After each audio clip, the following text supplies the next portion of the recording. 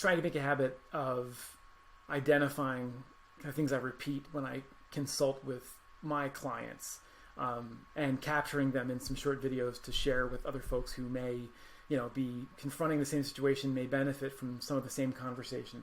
The topic that has come up a lot recently is establishing control within a client relationship. Really, the opportunity for outside agencies to have some agency, to have some control, to have the opportunity to lead engagements. And the mantra I come back to again and again for this is to be the thermostat, don't be the thermometer. Be the thing that sets the temperature in the room, not the thing that reflects the temperature in the room.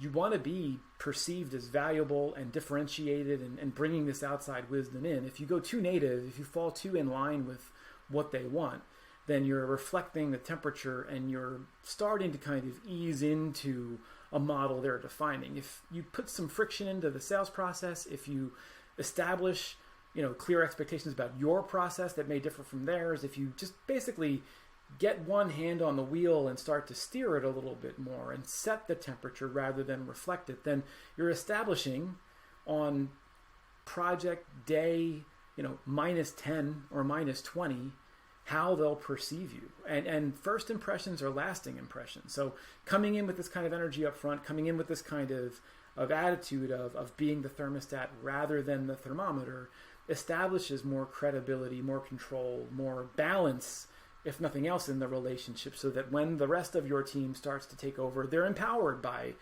this kind of impression being set early on, by this kind of balance of power being established. There are times where you may want to be more of a thermometer. It may make sense to kind of reflect a little bit more or mirror their behavior at times, but that should be the exception, not the rule. If you come in understanding that you have infinitely more experience in designing and delivering these kinds of projects than anyone that's going to hire you. Anyone that hires you has had fewer reps in this than you have. If they're the ones shaping and directing this, the less experienced person is in control, and that inherently increases risk.